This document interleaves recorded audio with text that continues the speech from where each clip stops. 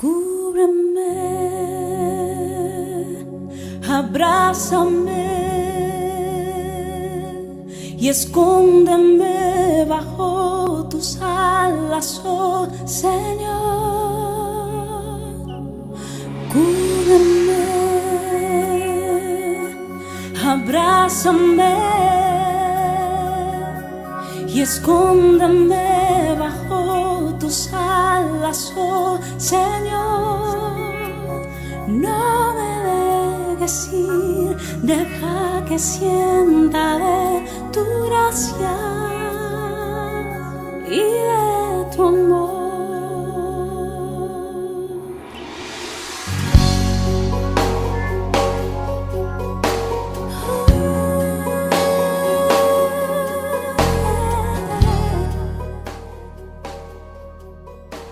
Pues buenas tardes, queridos amigos, un día más con vosotros.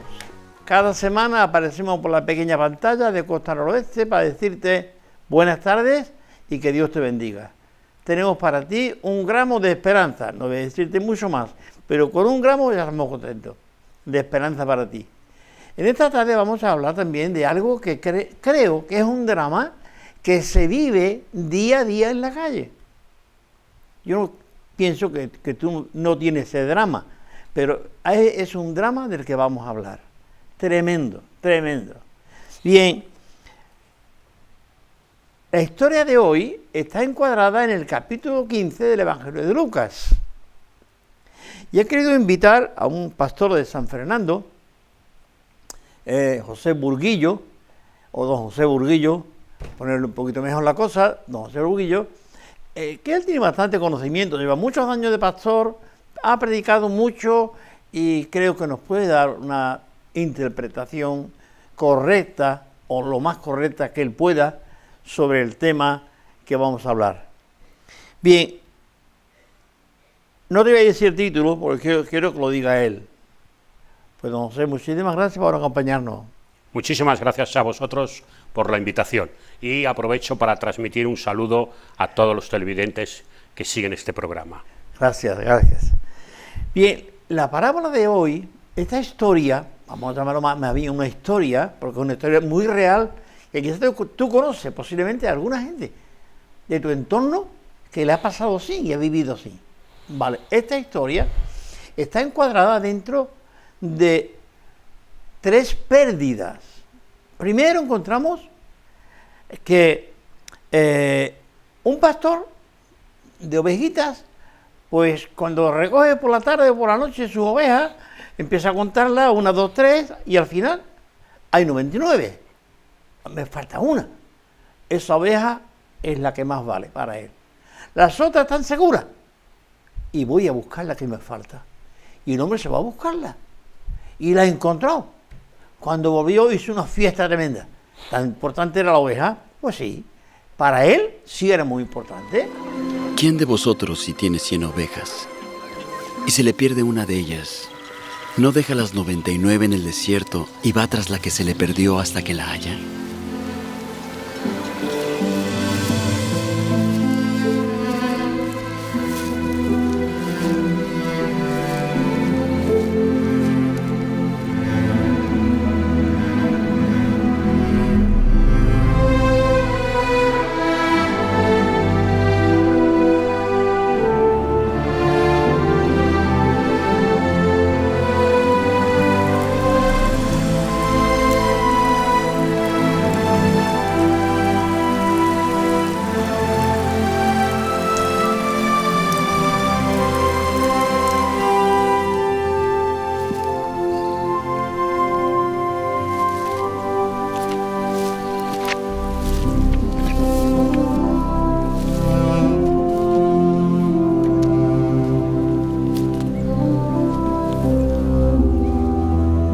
Y al encontrarla,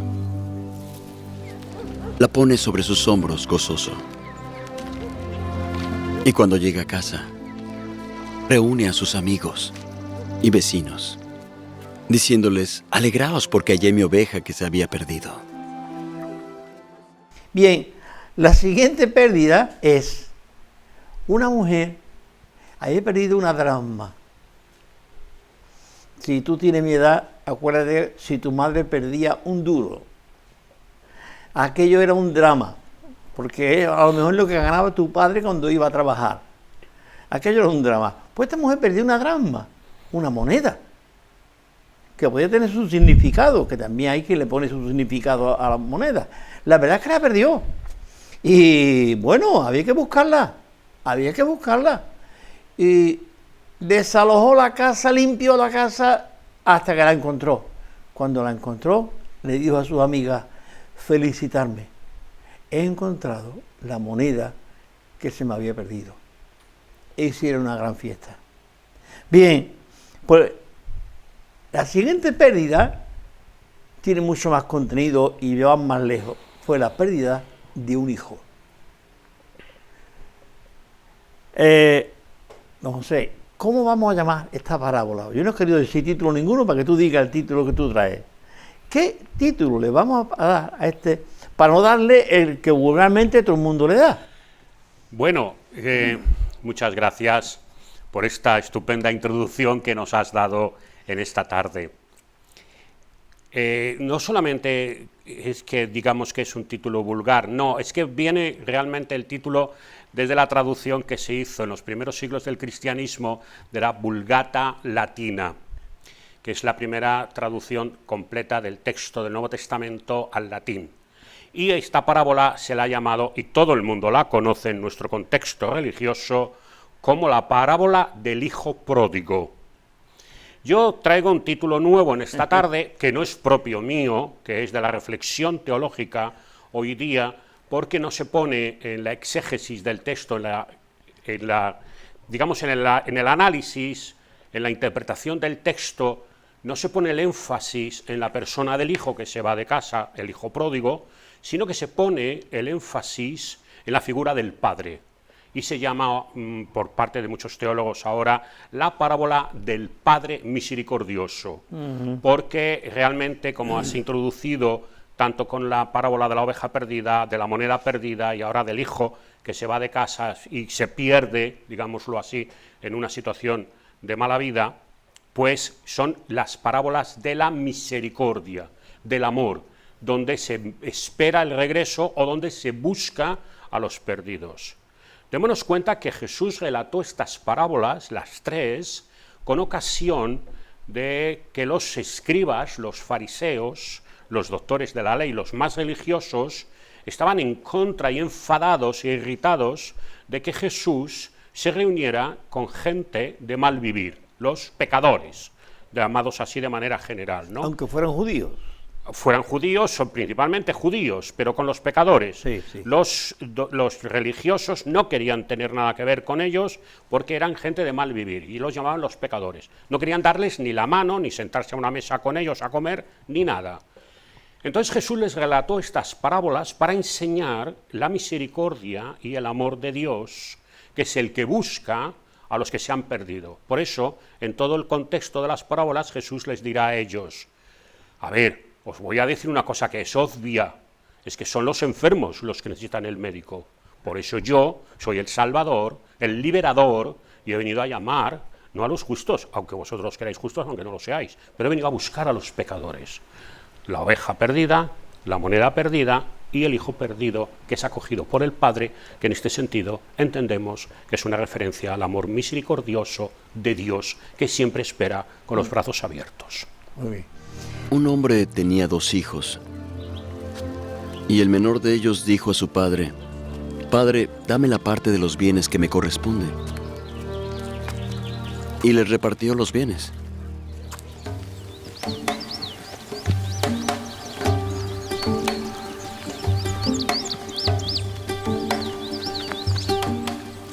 Y no muchos días después, juntándolo todo, el hijo menor se fue lejos a una provincia apartada. Y allí desperdició sus bienes, viviendo perdidamente.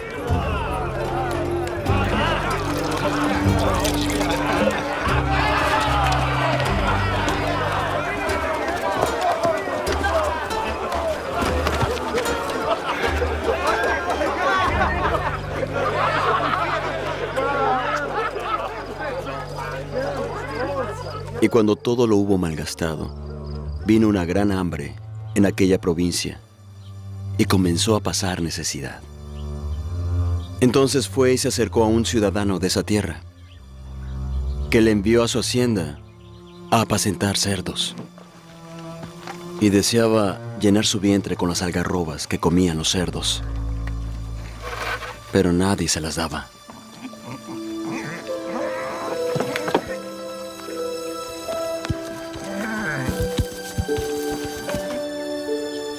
Y volviendo en sí, dijo: los jornaleros en casa de mi padre tienen abundancia de pan.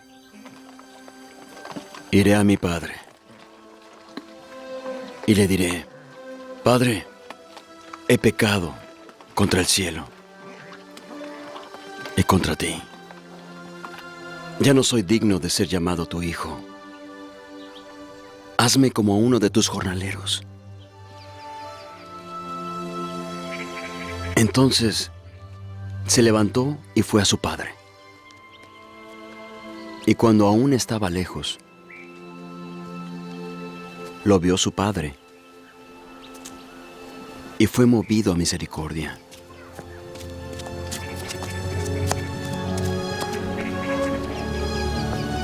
Y corrió y se echó sobre su cuello y le besó.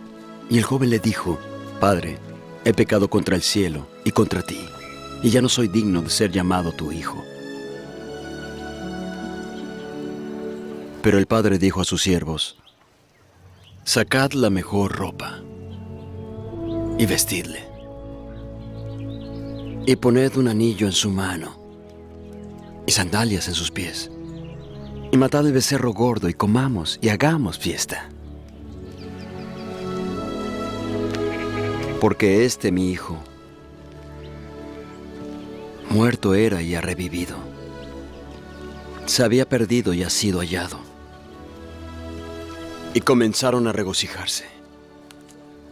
Y su hijo mayor estaba en el campo. Y cuando llegó cerca de la casa, oyó la música y las danzas. Y preguntó a uno de los criados qué era aquello. Y él le dijo: Tu hermano ha venido, y tu padre ha hecho matar el becerro gordo por haberle recibido sano y salvo. Entonces el hermano mayor se enojó y no quería entrar. Salió por tanto su padre y le rogaba que entrase. Pero él, respondiendo a su padre, dijo: He aquí tantos años hace que te sirvo. No he desobedecido jamás tu mandamiento, y nunca me has dado ni un cabrito para alegrarme con mis amigos.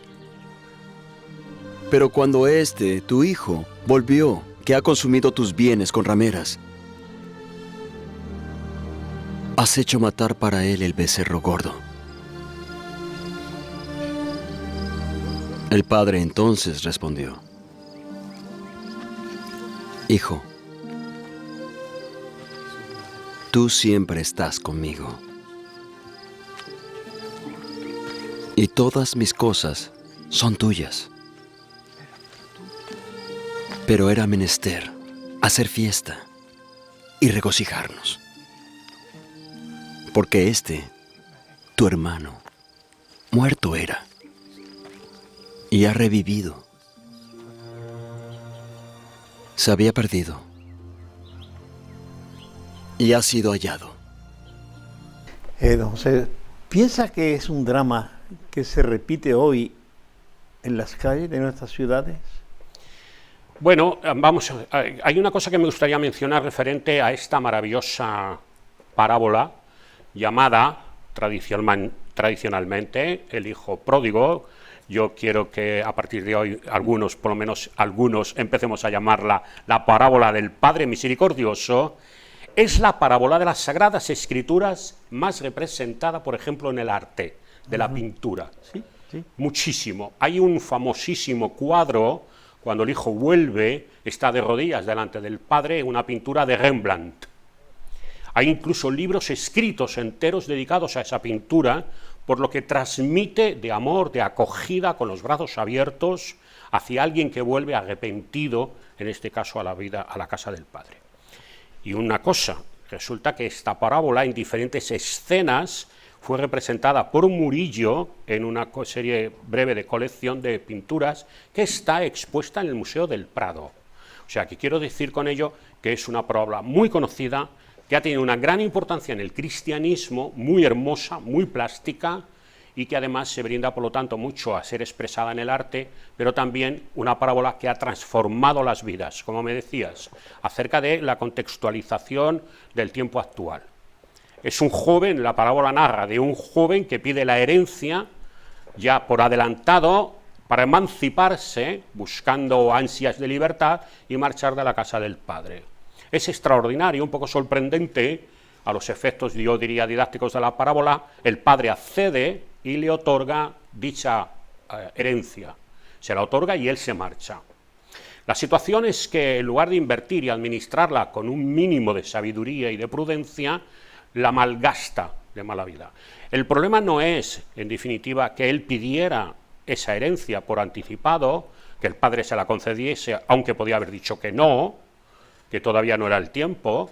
Bueno, se lo facilita, le va. Quizá es un reflejo de la libertad que Dios nos ha concedido y nos concede a todos como seres humanos para andar por nuestros propios caminos. Este joven anda por sus propios caminos, y resulta que malgasta, pero de una manera absurda, dicha herencia hasta el punto que se encuentra al final con las manos vacías, y dada una situación de hambruna en la región, no le queda otro remedio que terminar empleándose para otra persona. Empleándose, cuidando cerdos, algo muy desagradable para un judío, pero además muy mal pagado, que lo único que le permitía era vivir cerca de los cerdos, y terminó comiendo la misma comida que comían los cerdos, que era una especie de algarrobas, por cierto, no tan buenas como las españolas, sino que eran terriblemente amargas, muy desagradables, incomestibles para ellos, pero era lo que tenía. Esta situación le hace pensar. ¿Crees que la juventud tiene un anhelo de libertad equivocado? Bueno, hay anhelos de la juventud bien enfocados, que quisieran tener situaciones justas, digamos, para poder emanciparse, que tienen que retrasarlo, dadas las situaciones de carestía en la vida y sobre todo de carestía de la vivienda, pero también hay enfoques desafortunados, porque no hay un concepto, diría yo, verdaderamente equilibrado, sano, acerca de la libertad, entendiendo muchas veces como libertad una especie de libertinaje, que en lugar de verdaderamente conceder un espacio de libertad para vivir más plenamente la vida humana, esa libertad mal entendida que conduce al libertinaje, termina en otras situaciones de esclavitud, de dependencia, sin lograr la tan anhelada y ansiada libertad. Jesucristo dice en el Evangelio: conoceréis la verdad y la verdad os hará libres. Libres para vivir verdaderamente una vida plena, sin ataduras, sin cadenas que aten de ninguna manera. Ni cadenas económicas, ni cadenas que sean de sustancias adictivas, ni cadenas personales o emocionales, sino ser personas realmente libres, porque desde esa libertad es como se puede amar, vivir la justicia y servir y ayudar y pensar también en el prójimo. Este muchacho piensa ante el hambre, y cuando razona, pues se le abre una luz, por lo menos a partir del hambre que siente. En este momento no está pensando en las emociones del padre, tiene una perspectiva un poco egoísta, ¿no? Porque dice: es que estoy pasando mucha hambre, es que en la casa de mi padre todavía comería mejor, pues me vuelvo a la casa de mi padre. Poco egoísta. En ese momento sí, algo debe de pensar y debe de haber un proceso cuando toma esta decisión de volver otra vez al seno familiar, que vuelve por una situación de necesidad absoluta, y desde luego que iba a estar mejor en la casa del padre, mejor que en medio de los cerdos. en ese sentido, vuelve pensando en sí mismo en una necesidad obvia y justa. Es una necesidad justa, pero está pensando en sí mismo. Pero digo que algo debió ocurrir en el camino porque cuando llega, tiene otra actitud. No está pensando, sí piensa y lo dice en segundo lugar, y esta necesidad la coloca en segundo lugar. Y coloca la situación del padre en primer lugar, que puedo comentar como, ¿por qué digo esto, no? Que coloca la necesidad del padre en primer lugar. Porque se ha producido un cambio, no solamente en la mente, en la razón de él, sino un cambio espiritual, un cambio emocional. En el camino considera que verdaderamente ya no solo que no tiene el pan, el alimento, el cabrito que podría tener o el cordero en la casa de su padre, sino que además ha faltado al honor de su padre, ha deshonrado a su padre. ¿Qué se va a decir ahora de su padre cuando él regresa como un pordiosero? Y por eso cuando llega allí ante el padre le dirá: he pecado contra el cielo y he pecado contra ti, porque te he deshonrado, te he fallado, te he ofendido. Aparece ahí la expresión he pecado. El judío no era muy dado a hablar de sus pecados ni que había pecado, ¿verdad? Por lo menos ellos, los demás sí lo tenían, porque eran pecadores. Es decir, ¿qué podemos ver? ¿Qué proceso, como estaba explicando un poco, ha habido para que este muchacho conozca el pecado contra el cielo? Primero contra el cielo y luego contra ti. Explíqueme un poquitín eso, por favor. Bueno, él tiene una consciencia, en ese sentido podemos decir, que trasciende el ámbito familiar. Por eso menciona el tema del cielo. Es un judío y tiene una noción, educación, un mínimo de formación religiosa acerca de la religiosidad de Israel. Y sabe que no ha actuado bien conforme a la ley de Moisés, pero es que además pecado en su etimología lo que viene a significar es no un crimen atroz, es el fallo, el error, no hacerlo correcto, no hacerlo perfecto. Y en ese sentido, pues claro, ha cometido grandísimos errores, ha pecado.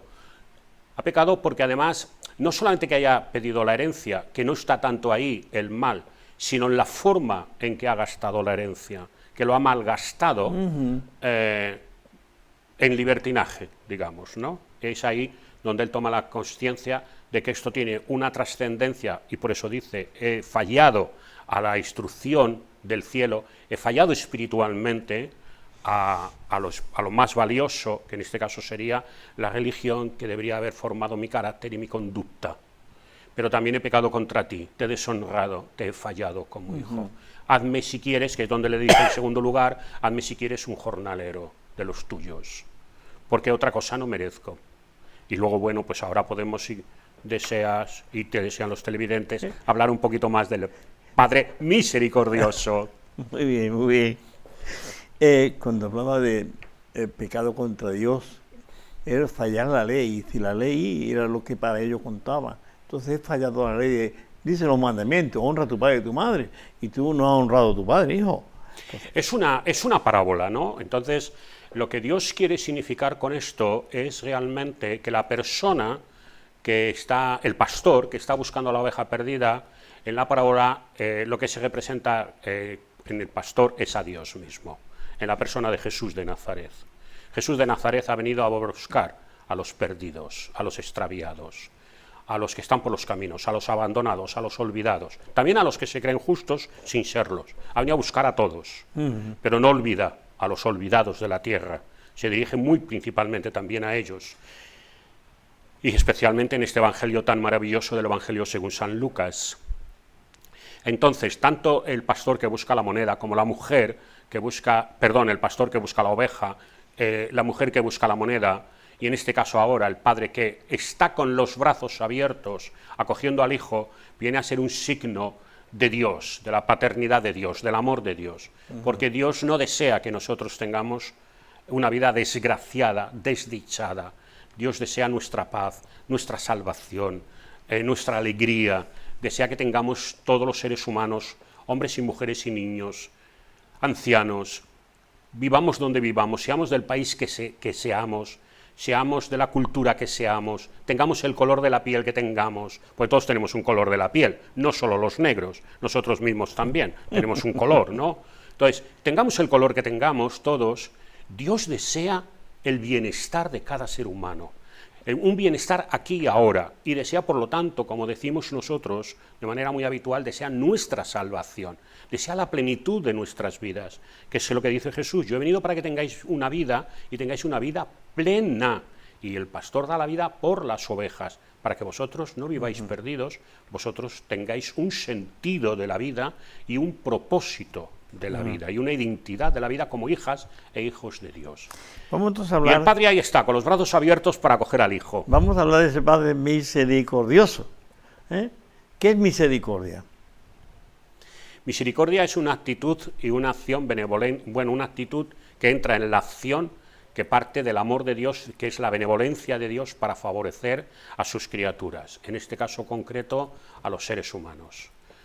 Misericordia que supera el legalismo, misericordia que supera conceptos no solamente de la ley, sino misericordia que supera el concepto de la venganza, misericordia que supera ¿cómo diría?, el concepto de la retribución equitativa. Él se lo ha buscado. Ahora que se aguante y sufra las consecuencias. O no se lo ha buscado, pero como por ejemplo en otra maravillosa palabra del Evangelio, una persona ha sido víctima de unos bandidos que han dejado malherido, y él lo que necesita es una acción de misericordia, una acción de solidaridad con una empatía. La empatía, la misericordia es un valor profundamente cristiano y se ha de dar desde luego sobre todo en personas que quieran llevar el nombre de cristianos.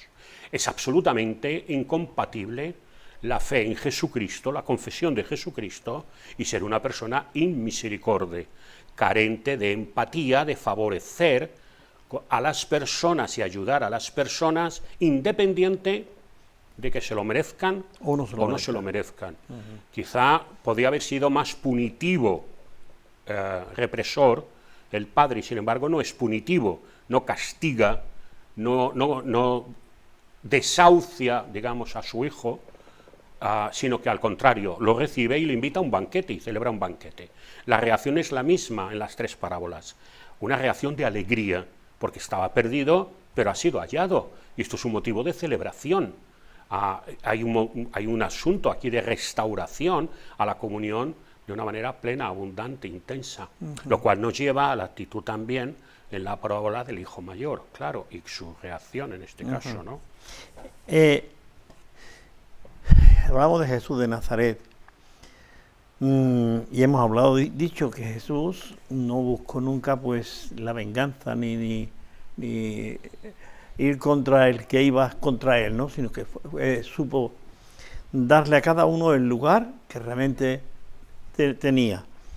Se sentó con los pecadores, vulgarmente llamados, se sentó con prostitutas, y de alguna manera se dejó acariciar por ellas, sus pies, ¿no? Y todo esto nos lleva a que la empatía es como parte de la misericordia. ¿Es así? Sí, obviamente. La empatía, verdaderamente es una palabra que viene del griego. Empatía viene del patos, y una de las cosas más maravillosas es el patos de Dios. Podríamos decirlo a la inversa, y va a sonar casi un poco como a broma, ¿no? Dios no es antipático con el ser humano. Correcto, eso lo ha entendido toda la gente. ¿Verdad? No es un antipático, es una persona amorosa, es una persona buena, Dios es bueno. Dios tiene simpatías, y el patos tiene que ver con el corazón como centro de las emociones del ser humano, pero también como centro de las emociones de la persona. Dios no es simplemente una especulación humana de una idea filosófica, sino que los cristianos decimos que Dios es un Dios personal. Entonces, como Dios personal, tiene emociones, y al tener emociones, y son emociones positivas, tiene patos hacia nosotros. Dios se conmueve, podríamos decir, en el corazón al ver la desgracia, no solo de sus hijos o de los que confiesan su nombre, sino Dios se conmueve al ver la desgracia de los seres humanos, de todos. Y no voy a decir que cuanto más pecadores, más se conmueve, pero desde luego Jesucristo se conmovió por uno que se define a sí mismo como un gran pecador, Saulo de Tarso, que luego llega a ser a Pablo, el apóstol Pablo, dice: yo soy un gran pecador, de los primeros, ¿no?, de los más grandes, pero se conmueve, es el patos de Dios.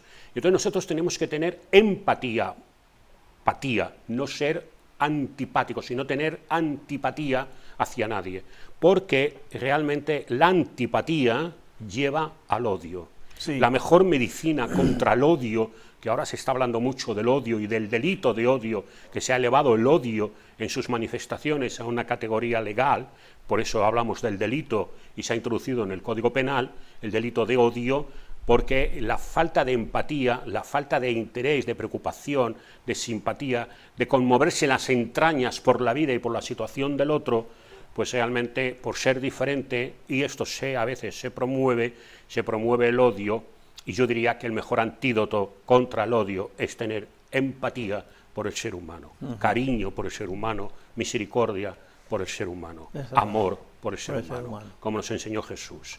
Porque es por la única manera que podemos vivir tantos que somos diferentes, pero por muy diferentes que seamos, podemos vivir juntos cuando hay amor y no odio. Exactamente. Citar solamente dos casos que me vienen a la mente ahora, de Jesús teniendo compasión, dice el texto. Vio la multitud hambrienta, llevaban 3 días con él, y él dice que tuvo compasión de ellos y les dio de comer. Los apóstoles no sabían cómo iban a hacerlo, pero Jesús sí sabía cómo lo iba a hacer y lo hizo. Y el otro caso es la mujer o viuda de Naín, que su hijo había muerto.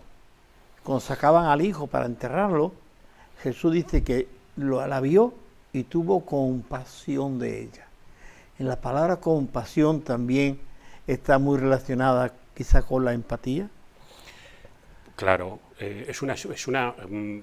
esa compasión en actos y la empatía nace del mismo corazón del amor de Dios y del corazón humano. O sea, cuando se ama, se tiene la empatía, se tiene esta compasión, se tiene esta misericordia, pero que no es solamente una emoción que se guarda en el interior. O sea, lo que hemos de ver realmente es que la verdadera empatía, la verdadera misericordia lleva a la acción. Porque citando esta parábola del hombre caído, herido en el camino, pues pasan 2 personas, pero pasan de largo. No se preocupan por qué le ha pasado, no prestan ni tan siquiera socorro, lo cual hoy incluso es deleznable, y está también recogido en el Código, ¿no?, acerca de la omisión de socorro. Es que es un deber humano, pero mucho más es no solamente un deber, sino una virtud cristiana, la empatía, el socorro al prójimo, la ayuda. Realmente diría que el ser humano alcanza su plenitud humana cuando su vida no la vive de manera en beneficio propio exclusivamente, sino cuando vive su vida en servicio de los demás y para los demás. Exactamente. Ahí es donde alcanza verdaderamente la plenitud humana cada uno de nosotros, hombres o mujeres, o jóvenes o ancianos, no importa, pero ahí es donde verdaderamente llegamos a ser humanos. Por eso, la falta de empatía, de misericordia, de solidaridad, decimos que suelen ser propias de personas desalmadas o carentes de faltos de alma. Son personas, es un desalmado, como que no tiene alma. Bueno, todos tenemos alma, pero estará más o menos desarrollada y viviremos más esos valores o no. Pero desde luego que no podemos ser unos desalmados, incluso ni tan siquiera seamos creyentes o no, cristianos o no, sino no podemos ser desalmados. Tenemos un mundo maravilloso, una humanidad, y el problema del otro es mi problema también. Eso es empatía. Eso es empatía. Eso es solidaridad. Y acogernos los unos a los otros más, y abrazarnos los unos a los otros más, en lugar de odiarnos o asesinarnos. Vamos a unos minutos que nos queda, a ver, el hijo mayor, el guapo de la familia, por lo visto. Ahí. ¿Qué tenemos de él? A ver, el hijo mayor ha sido una persona tremendo. Tiene su significado teológico, pero no vamos a entrar en eso, que todavía nos llevaría el mismo tiempo que ya llevamos empleado. Pero sí que debemos de decir algo que a mí me sorprende negativamente. Él ha sido correcto, nada se le va a quitar a él, que es lo que le declara el Padre, nada se le va a quitar de lo que le corresponde y de lo que ha de recibir en el tiempo según la legislación que en aquel momento era actual. Que además era el doble, que como no se habla de otros hijos, en principio, pues era el doble, el primogénito, era el doble de lo que le correspondía al otro hermano. Y eso iba a ser de él ya. Y este se quedaría sin nada, el que vuelve, que lo ha dilapidado, a menos que luego cuando reciba la herencia el hermano mayor le socorra en la vejez, que ese era el gran problema, y por eso no se distribuía la herencia hasta la muerte, para que los ancianos, los padres, no se sintieran o se quedaran luego en la miseria. Pero, como decía, lo extraño, sorprendente realmente del hermano mayor, tiene su explicación teológica, decía, que no se alegra y no se goza en la vuelta del hermano. Es interesante que se dirige al padre, pero sin llamarle padre.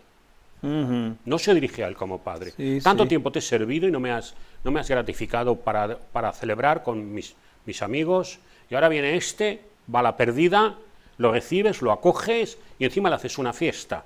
Bueno, pero es que así es Dios, que hace una fiesta por el perdido que ha sido encontrado.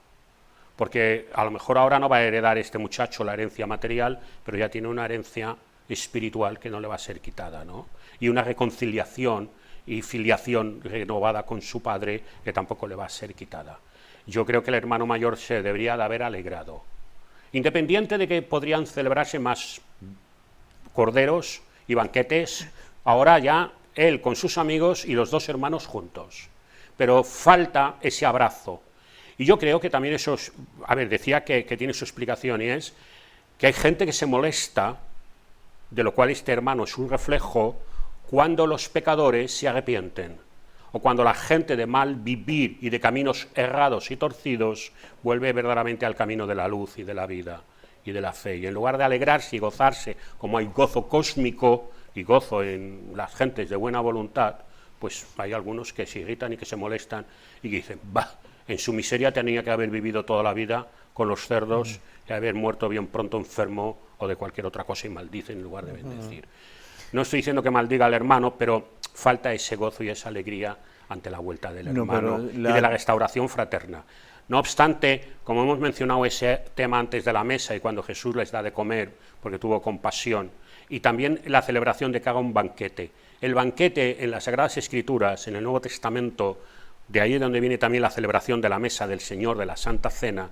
El banquete es, y Jesús come con los escribas, come con los fariseos, en alguna ocasión cuando es invitado, come con los publicanos, come con los pecadores, come con las gentes del mal vivir, porque es el signo de acogida a todos, porque en el futuro todos nosotros nos sentaremos a la mesa del banquete del reino de Dios.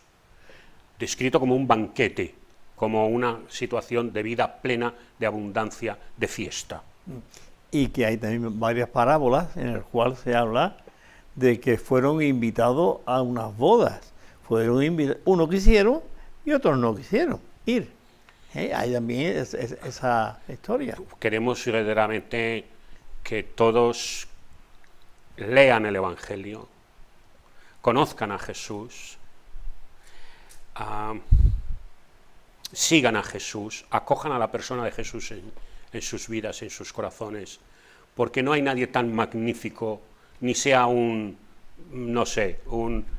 ídolo o deportista del ciclismo o del fútbol o de mi presidente o secretario de mi partido favorito, etcétera. No hay nadie tan magnífico, tan maravilloso como la persona de Jesús de Nazaret. Exactamente. Nadie. De... Por eso Él nos llama a que todos nos hagamos sus seguidores, que vayamos en pos de Él. Venid detrás en pos de de mí, ¿no? Y yo seré pescadores de hombres, qué bueno. Teníamos este libro, y es un libro, tiene algo de interesante, Y es que me estaban diciendo que es como si Jesús estuviese hablando, contando su historia. Y dice que está gustando a la gente. Muy bien. Porque como si yo leo aquí, bueno, San Juan dijo, Lucas dijo, pero aquí en vez de decir Lucas, parece que Jesús está hablando a la gente que está leyendo el librito, ¿no?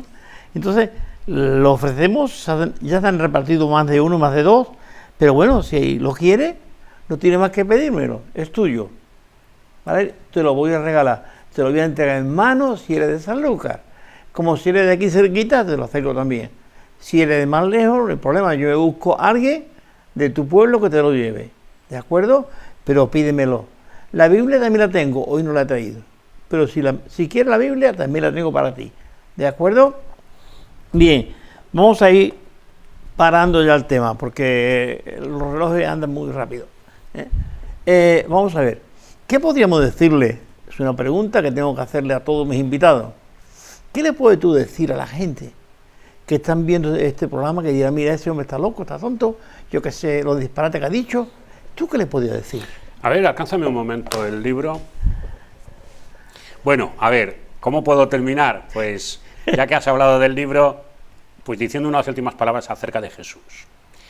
Jesús, un personaje sobre el que siguen investigando, escribiendo algunos de los intelectuales eruditos más importantes en cada generación.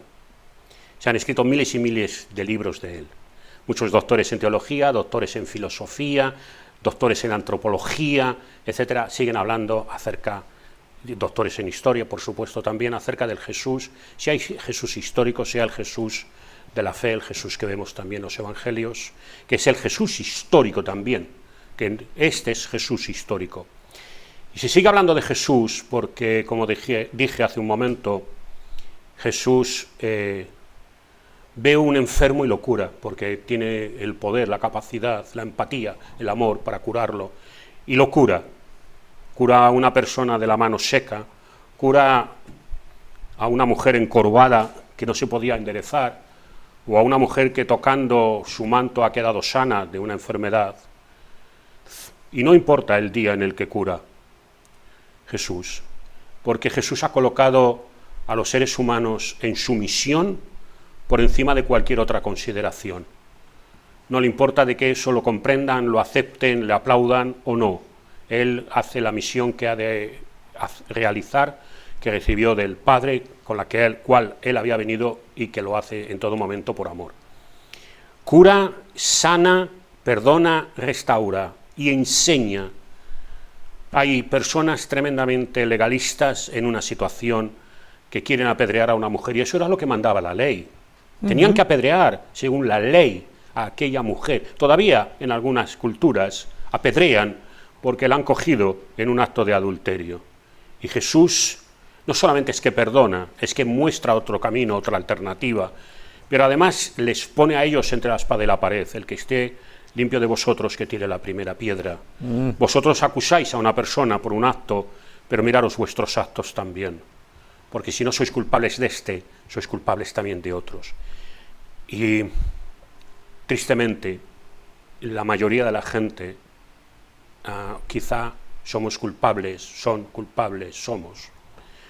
de la falta de amor. A veces invocamos la ideología, la creencia, la ley, pero carentes de amor, faltos de piedad. Jesús es piadoso, es compasivo, hasta tal punto que entrega la vida por todos nosotros y cada uno. Amén. Por eso esa es mi última palabra, Jesús. Me encantaría que muchos solicitaran el libro y que lo leyeran, muy atentos, porque por medio de estas palabras Jesús les seguirá hablando y tocando sus corazones. Amén, amén, porque, querido amigo, has escuchado a don José Burguillo lo que te dice, ¿no? Creo que él lleva muchos años predicando a ese Jesús y bueno, parece que le va bien. Hay mucha gente que han aceptado a Jesús y lo tiene en su vida a través del testimonio de él, ¿no? Bien, cuando pasen unos meses, vamos a intentar traernos para que nos hable de otro tema que yo no sabía que esto me tenía por ahí perdido o escondido, digamos, pero lo llamaremos, lo invitaremos. Pues José, gracias por acompañarnos, por explicarnos esto que realmente el Padre misericordioso, no el Padre del Hijo pródigo, sino el Padre misericordioso. Para aquel muchacho y para todos nosotros. Y para todos nosotros. Muchas gracias a vosotros por la invitación y también gracias a todos los televidentes que siguen el programa. Gracias a todos. Pues querido amigo, ya lo saben, llámame por teléfono si quieres. En el Facebook, no, porque yo en Facebook me aburrí de él y lo dejé. El WhatsApp, tú me llamas por el WhatsApp, no hay problema. Pero además, te digo, si me ves por la calle, háblame que yo te voy a entregar la Biblia. No en ese momento. En cuanto tú me lo digas, yo me voy a mi casa, la cojo y te la entrego. ¿De acuerdo? Pues muchas gracias por estar ahí viendo este programa. Felicitarte por haber escogido este canal y este programa. Y que este programa, lo digo para, si algunos no lo saben, se ve mañana, hoy no, perdón, estoy perdido yo me he perdido ahora. El sábado a las 3 menos cuarto saldrá aproximadamente. Domingo como a las 10:30. Y el martes como a las 9:30 para 10 también te aparece. Así que tiene 3 días para ver el programa que estamos grabando ahora. Pues que Dios te bendiga y nos vemos la semana que viene. ¿De acuerdo? Hasta luego. Y va marcando